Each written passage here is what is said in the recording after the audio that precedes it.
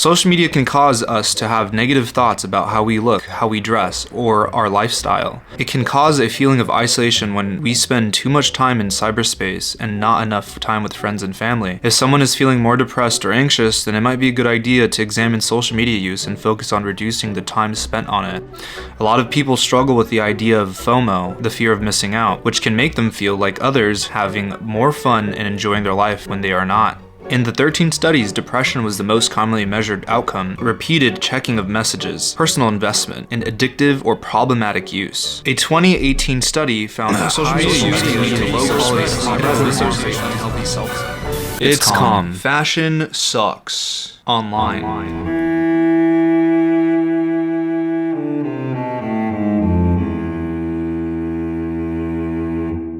The expectations and limits we cast upon ourselves to hold on to this idea that our styles aren't enough and you're not comfortable unless you're putting it on long dick style. We are quick to question ourselves and how we dress for many reasons. Is it my body dysmorphia?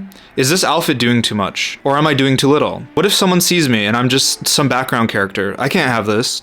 Why do we think this way? This question is a formulation of many factors from the many outside influences and opinions we flood our minds with while we enter any media of any kind. This phenomena is called the web of social media. The internet's control of our perception of personal style and the curation of online personas creates a divide in our own reality of truths and lies. There is a separation of the online and offline persona. Now I will give a brief definition of the offline and online persona. Offline personas are curated to appear on the very surface level aesthetic. It's a performance, in a way, to show out without truly being authentic to oneself. Likes, views, and comments creates a short term of validation when we wear certain items on the internet to gain online attention and social credit. With this in mind, can I generally say everyone on the internet does this? The answer is no. There are many cases of people who show their true selves on and offline. This would be best described as personal style versus algorithm-based outfits, which I'll later discuss in this video. Now, the offline persona are those individuals who wear their true personalized style, aka their self-expression, outside,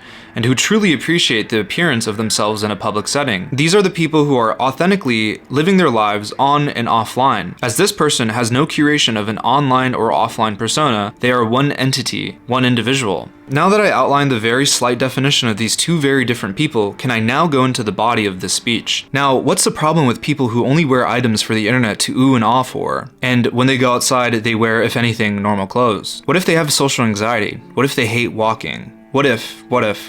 There are many what ifs. Like, what if I jumped off a cliff? Now that would be fire. These what ifs are just painful excuses we set onto those to what? Give a pass for what reason exactly? Because we are nice and sympathetic people? Whatever reason, let's sit back and really ask ourselves a few questions about this parasocial relationship we've developed with these creators. My main gripe with these types of content is the push of swindling that influences many people who take what they do for face value and assume they truly live the life of self-expression on and offline. This is where we start to see cracks in this curation of the social image. It's depicting this version of oneself that isn't truly them. Sure, performance art is entertaining and thought-provoking, but we know as a viewer it's a performance. Now, the difference between performance art and these style-inspired outfits is that we understand at face value that there is an intent for an underlying message when we visually pay to watch performance art. We as a viewer understand it's a performance with an underlying message. As for its counterpart, at face value, people would assume this cosplay is an actual representation of an individual, and it may be a zany way to showcase their style. I mean, my friend Paul dresses like a supervillain all the time in public for all to see. Furthermore, fashion is an extension of oneself and not a performance, yet it can be. That's why we have a clear separation on runways versus something that's put together by a fashion influencer who, by face value, may actually live the lifestyle of wearing these items publicly, but who really knows? Now, this may project onto the viewer insecurities, comparisons, and an overall pressure to be on par to these creators that don't really live the lifestyle of these genres of fashion we see. Now, this in itself brings the light to an ultimate question: are we being swindled? Now back to my main question.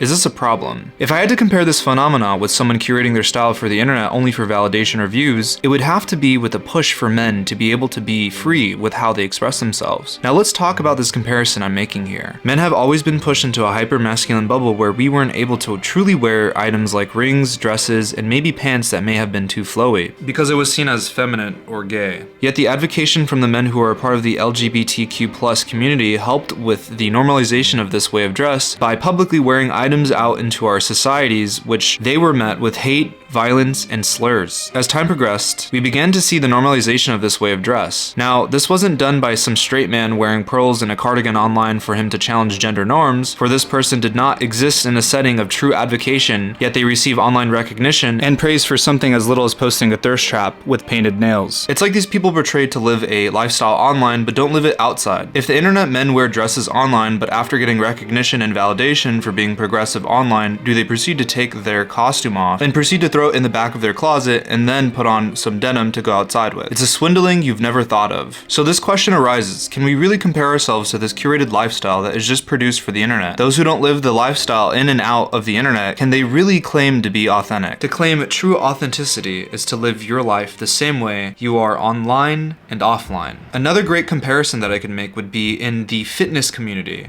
As I was a gym rat myself, and I would compare myself when I was quite younger to a lot of the meatheads that were just completely roided out and who were clearly super unnatural. Now, me being young and impressionable for face value, had I always thought that I could compare myself to these people that were clearly on PEDs or on some type of drug. And I always thought I could somehow gain that amount of muscle mass, or I could get that huge. But the reality of this is it's all a lie by the fitness community, and in general, are all lies from these fitness influencers. Many of us might be like, well, it's quite obvious, right? Like, they are truly shredded to the gills, they just look so unnatural. Believe me, there are quite a lot of gullible people. I mean, a great example would be Liver King, where people believe that he was natural. I don't know how. A lot of people cling on to the, I guess, idea that they might be natural and that they could possibly gain that amount of muscle mass and still stay that shredded. And it's a quite unrealistic circumstance that we might use to compare ourselves to. But this is also another great example of what I'm talking about, where you push this idea that you are truly something you're not on and offline. The online perspective, can you get a lot of traction of people truly believing who you are for the internetscape, but behind closed doors, are you something different? Another great example would be like the hair care community. I mean, I'm a part of loving my hair. I use a lot of hair products, but imagine if I was like, I use Head and Shoulders and my hair looks like this because I use Head and Shoulders. That would be a complete lie. And I would tell you this now, a lot of the commercials you see where, I don't know, like Sofia Vergara, or their hair looks so luscious and long and beautiful, and they're like, well, they use Head and Shoulders. That is just an advertisement.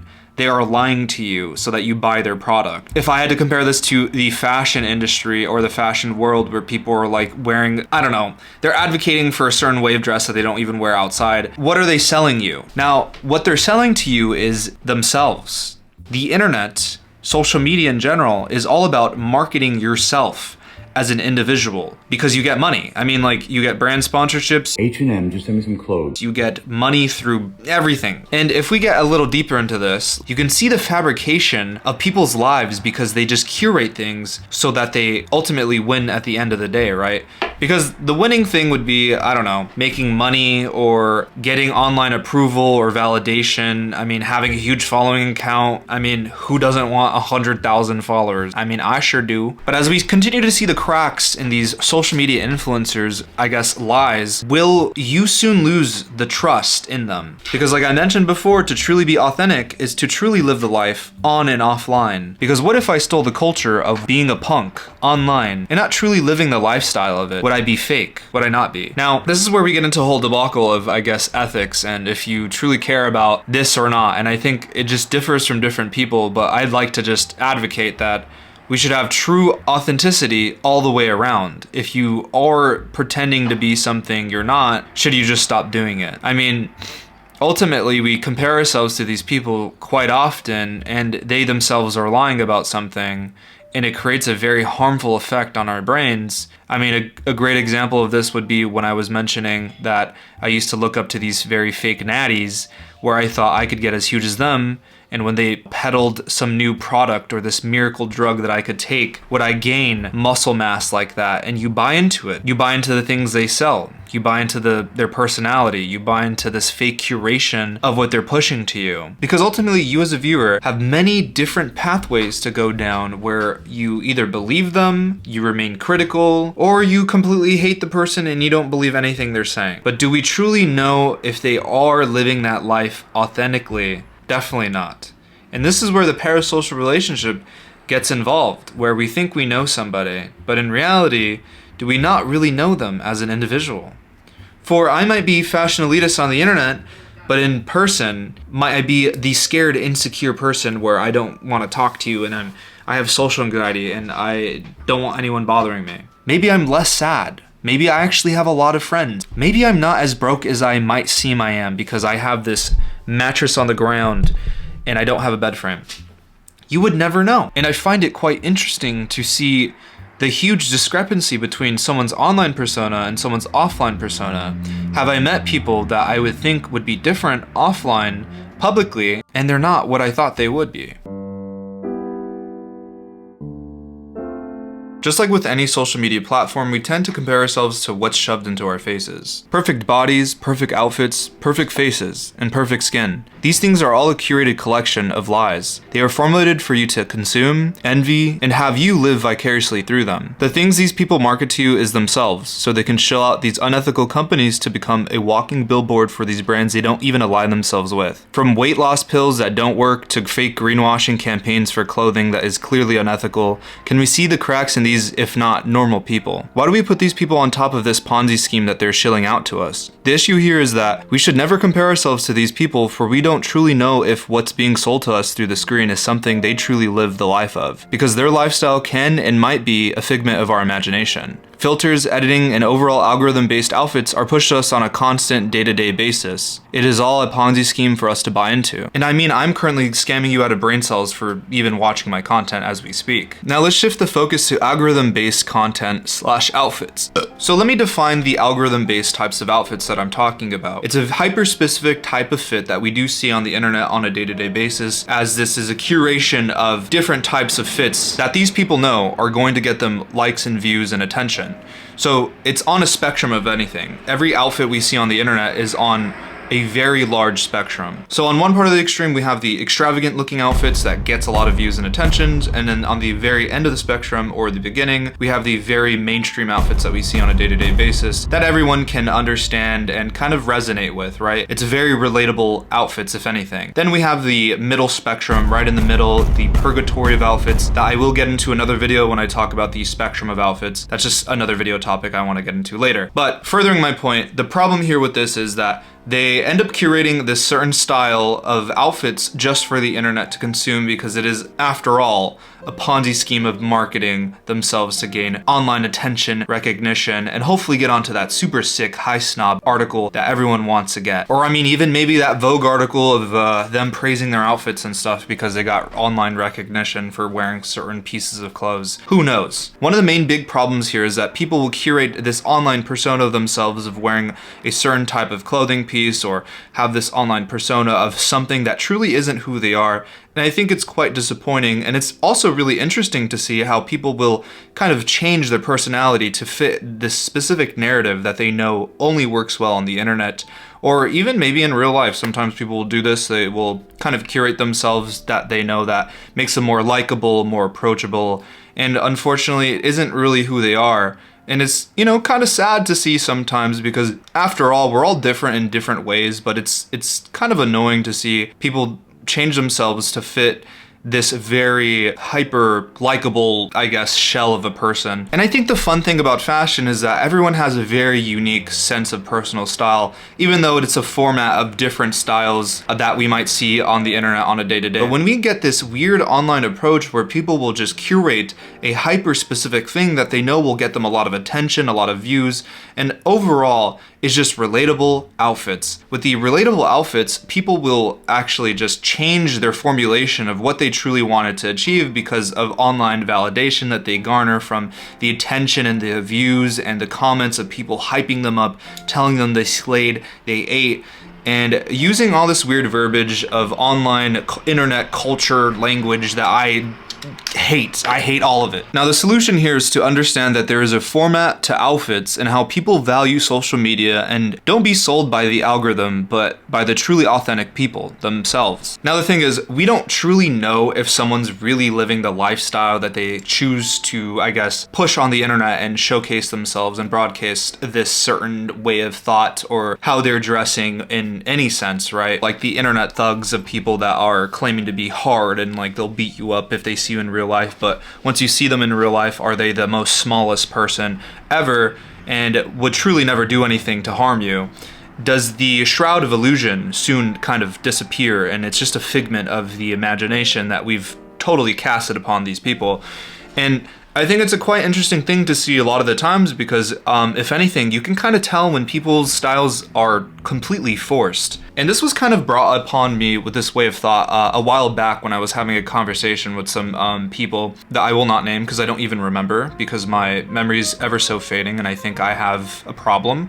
But what they had mentioned to me was this, I guess, theory of things where you get so deep into fashion or you've been around a lot of people where you start to garner this attention to detail where you can tell that someone's style is quite forced in the sense of they are not really dressing for themselves, but they are dressing for other people, or it's just more of a forced, I guess, persona that they're pushing into the public point of view, right? And I think you can kind of see this a lot with a lot of the internet types of styles a lot of the times where certain styles don't fit certain people. I think a good word to use here is having discernment. I think that's the word. If that's not the word, I don't know what else to use, but you can kind of discern whether someone is truly being authentic with you or not based off their outfits and how comfortable they look wearing what they're wearing. Sometimes people look quite uncomfortable wearing certain things because that's not truly who they are. And you can kind of see this too as well in a public setting with the human psychology of things where people will just try to portray themselves as this really extravagant, bubbly person, but they are deep down inside, you know, like Tyler Creator lyric, the loudest ones in the rooms are sad or something, I don't even remember. Can we really trust what people are pushing to us on the online spectrum of things, this online curation of self, this marketing Ponzi scheme where we put people on top while everyone's comparing themselves to this very, very specific curated thing? And I mentioned this earlier that there is filters and editing and like all these things. Like sometimes outfits can look quite dull in like real life, but when you start to alter images and also like maybe alter your body, do you perform this very set thing that makes people insecure? We have different ways and different tactics to make yourselves appear attractive, more sexy online. And we can say the same thing with outfits just in general. I mean, sometimes, believe it or not, these outfits we see on the internet aren't even theirs. They don't even own these pieces of clothing. The reality of all this is that people can rent clothes, people can portray themselves on the internet to be rich, but in reality, all that Rick Owens is fake, and they're just trying to push this agenda that they actually bought everything because they have the money. Or maybe they try to push this idea that they're a huge archive reseller or collector, but in reality, they just rented all the clothes from some dude named Paul. I mean, at the end of the day, it's this interesting thing that I think a lot of people fall for on the internet. And when you really see the person for who they are, can you really start to distinguish whether you want to compare yourselves to them or not? It's kind of like the whole Dan Brazilian fiasco where he kind of lied about everything and he just pays models to be around him. But, you know, the average Joe will look at him and say, wow, he's a huge playboy. But in reality, we all know, and the sad thing is that he's paying those models to hang out with him, which is even more kind of, wow, that's what an existence, you know, to pay somebody to be around you. That's crazy. I guess the answer to that would be like, get your money up, JQ. Like, you're just broke. You can't even pay models, sexy hot models to hang out with you. Are you not that charming to get a bunch of models to hang out with you? I mean, I know I couldn't do that, but to rope myself back in so I can stop rambling here is the online algorithmic based outfits. Like I've mentioned, this whole spectacle of things is just the online curation of a persona, and in reality there's no separation from real life person to online persona. Sometimes they get intermingled with just everything in general, but there should be a separation where we do realize that sometimes certain people have this online persona of themselves versus their offline persona. But can we really say that's authentic? I mean, probably not. But there are some people, like I've mentioned before, where prior, when I was younger, I would look up to and even want to, kind of be like them. But in reality, was this just an online curation of themselves where they lied to me about their body image, right? Because I got insecure. I would look at their bodies and be like, dang, that's a natural body. I can't even get that big. I'm like so ugly and gross. Like I need to boss up, start doing larger weights. I got to take their fat burning pills. I was sold by the spectacle of things that I was looking at. And the same thing can be said about these people that curate like certain, lifestyle outfits, or their very relatable outfits, because relatable outfits will always outperform just personal style outfits, if anything. Because I mean, let's say relatable content is always going to do a lot better than something that might be more personalized or really specific. And the really specific things is someone's own personal style, because not everyone's going to be able to relate to it, right? Not everyone's going to relate to me wearing all black, wearing skirts sometimes, wearing certain outfit choices that I decide to pick and kind of use because that's who I am and that's what I like and that's what I feel like actually portrays myself just in general, and that I wear out in public walking around. On the flip side of this, the more, I guess, generic outfit that is kind of relatable, people tend to like those outfits a lot more. And I've noticed that as well, where I could even curate myself to only buy certain pieces of clothing that fits that narrative that I know will garner a lot more attention than maybe something more avant looking that I'm wearing on a day-to-day basis. Furthering that point, can we now start to see and understand how maybe people's way of thinking can really change or alter how they decide to choose certain outfits? I'm gonna use me as an example. What if I on the internet was like, I'm wearing dresses because I'm trying to be progressive and I paint my nails and I do all these things just for the internet, but as soon as I take all that stuff off, or I turn off my camera, do I take all those things off and I walk outside with normal clothes? Can I really say I live that lifestyle of trying to push the narrative of normalizing certain ways of dress for more masculine people, right? For men. No, I can't. Like, that would be me lying, and that would be, if anything, gaining a lot of online attention for something I'm not truly living the lifestyle of, and it's corny. It's corny as hell. Whether there's good intention behind that, I guess, idea, it's not great to lie to an audience about something that you don't truly live. If fashion is art, we can't also displace that onto everybody, because not everyone thinks the same way. Sometimes people might see clothing as just clothing and it's just something to wear to gain online validation, whether that is from wearing the mainstream types of clothes to try and fit in, or not to get bullied in school because, they're wearing like lame clothes. But ultimately, I think the truest form of fashion is to understand that fashion is art, and ways of dress can also represent someone's experience through life.